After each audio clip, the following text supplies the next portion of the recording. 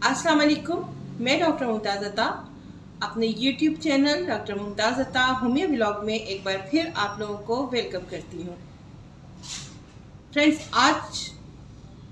हम जिस टॉपिक पर बात करने जा रहे हैं वो डिज़ीज़ है और ये आम तौर पर बच्चों में बहुत ज़्यादा कॉमनली देखे जाने वाली डिज़ीज़ है जिसको हम चिकन पॉक्स भी कहते हैं। लेकिन इससे पहले कि हम चिकन पॉक्स पर बात करें, मैं आप लोगों को रिमाइंड करा दूं कि अभी तक अगर आपने मेरा चैनल सब्सक्राइब नहीं किया है तो काइंडली मेरा चैनल सब्सक्राइब कर लें, ब्लॉग्स को लाइक कीजिएगा और अपने फैमिली एंड फ्रेंड सर्कल में ज़रूर शेयर कर दिया करें ताकि इस चैनल पर बताई जाने वाली तमाम मालूमात आपके तवज्जुह से दूसरों तक भी पहुंच सके। अब अगर बात की जाए कि असल में चिकन पॉक्स है क्या, तो आम फहम लफ्ज़ों में हम कह सकते हैं चिकन पॉक्स एक इन्फेक्शन है जो कि अमूमन बच्चों में पाया जाता है और ये नमूदार होता है तमाम जिस्म पर छोटे छोटे दानों की सूरत में। यानी पूरे जिस्म पर छोटे छोटे दाने नमूदार हो जाते हैं जिनमें बाद में हम पानी भी देख सकते हैं। बात की जाए ये कि ये किस तरह से फैलता है, तो ये एक वेरिसीला ज़ोस्टर वायरस नामी एक वायरस है जिसकी वजह से ये बीमारी फैलती है। अगर हम इटियोलॉजी को स्टडी करें और वजूहात जानने की कोशिश करें तो सबसे पहले तो जैसे मैं आप लोगों को बता चुकी हूँ कि ये वेरिसीला वायरस के ज़रिए फैलने वाली बीमारी है जो कि अगर हम इसका टाइम ड्यूरेशन ढूंढने की कोशिश करें कि वो कौन सा टाइम है जिसमें ये बीमारी हो जाने के ज़्यादा चांसेस होते हैं, तो winter and spring. During winter and spring ये अपना बहुत अच्छी तरह से वायरस नमू कर सकता है और बीमारी पैदा करने का बाइस बन सकता है। इसी तरह अगर ये पूछा जाए कि क्या ये बीमारी एक ही बच्चे तक महदूद रह सकती है या ये एक से दूसरे लोगों को लग सकती है, तो जी हाँ, ये बीमारी एक से दूसरों को लगने वाली बीमारी है और ये बहुत तेज़ी से वबाई सूरत भी इख्तियार कर सकती है। अब आ जाते हैं हम चिकन पॉक्स के सिम्टम्स की तरफ, यानी उन अलामात की तरफ जिनकी वजह से हम बआसानी पहचान सकते हैं कि बच्चे को चिकन पॉक्स हो चुका है और उसकी कौन सी स्टेज है। तो सबसे पहले तो जिस्म पर छोटे छोटे दानों का नमूदार होना, ये एक वाज़ेह इलामत है कि पूरे जिस्म पर छोटे छोटे रेड कलर के दाने नमूदार हो जाते हैं और मरीज़ हल्के बुखार की शिकायत के साथ डॉक्टर के पास आता है। इसी तरह से वो ज़रूर ये कंप्लेन करता है कि पूरे जिस्म में थकावट का उसे एहसास हो रहा है, पूरा जिस्म जैसे थका थका होता है। वो जो दाने हम उनके जिस्म पर देखते हैं बच्चे के या चिकन पॉक्स के मरीज़ के छोटे छोटे दाने थे, अब अगर 2-3 दिन तक उनका बगौर मायना किया जाए तो वो दाने थोड़े बड़े हो जाते हैं और उसमें हमें वाज़ेह तौर पे पानी भरने की इलामात नमूदार होना नज़र आना शुरू हो जाती हैं। मीन्स के वो दाने पानी से भर जाते हैं और अगर उनका मुनासिब ट्रीटमेंट नहीं किया जाए या मुनासिब तरीक़े से उनका इलाज नहीं करवाया जाए तो ये दाने बिगड़ कर पीप ज़दा दानों की शक्ल भी इख्तियार कर सकते हैं। ये जो दाने हैं ये अमूमन हमें पीठ, पेट, सीने, छाती और कमर पर नज़र आते हैं।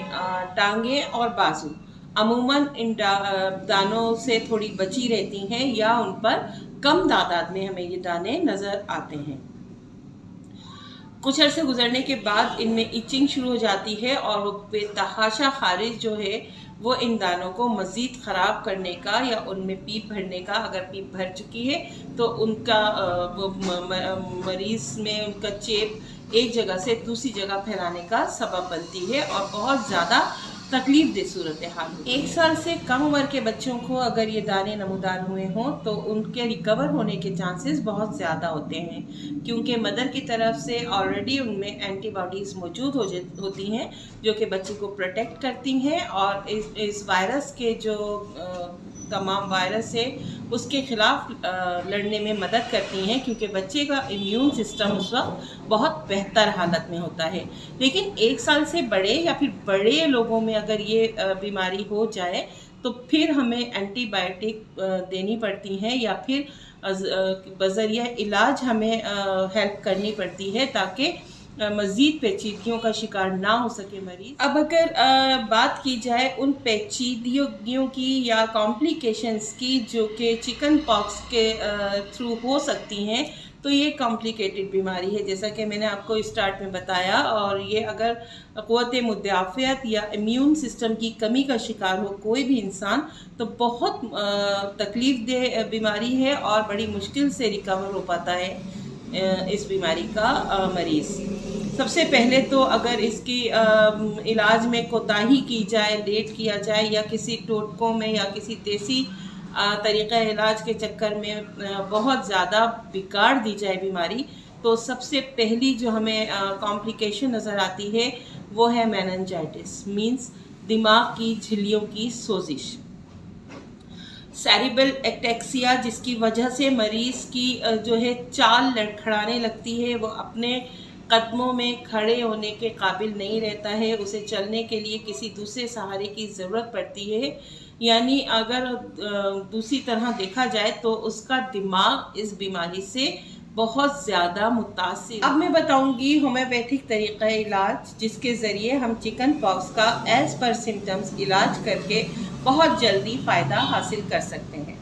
तो सबसे पहले अगर हल्के बुखार और दानों की इलामत की शक्ल में मरीज़ हमारे पास आए तो सबसे बेस्ट रेमेडी हमारे पास उस वक्त होती है एंटम टार्ट। ये 30 में हम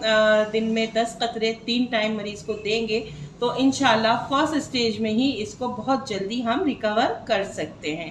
इसी तरह अगर मरीज़ हमारे पास उस हालत में आता है जबकि दानों में पानी भर चुका होता है और हम देख रहे हैं कि ये सेकेंड स्टेज में आ चुका है, दानों में पानी भर चुका है, तो हम एंटम टार्ट के साथ साथ उसको रस टाक्स 30 भी स्टार्ट करा सकते हैं ताकि दानों का पानी खुश्क हो सके। अगर चिकन पॉक्स के मरीज़ के जो आंवले या छाले बन चुके हैं और उनमें बहुत ज़्यादा जलन का एहसास है और तकलीफ़ का एहसास है तो कैंथरस 30 सबसे बेस्ट रेमेडी है इस मकसद के लिए, और उस वक्त हमें ज़रूर मरीज़ को देना चाहिए ताकि मरीज़ को जलन में और छालों में आराम आ सके। ब्रायोनिया 30 भी बहुत हेल्पफुल होती है दानों को मुकम्मल तौर पर निकलने और रिकवर करने के लिए। अब हम बात कर लेते हैं कुछ एहतियाती तदाबीर का जो कि चिकन पॉक्स के मरीज़ के लिए बहुत ज़्यादा ज़रूरी है। सबसे पहले तो मरीज़ के आराम का ख़ास तौर पर ख्याल रखना है,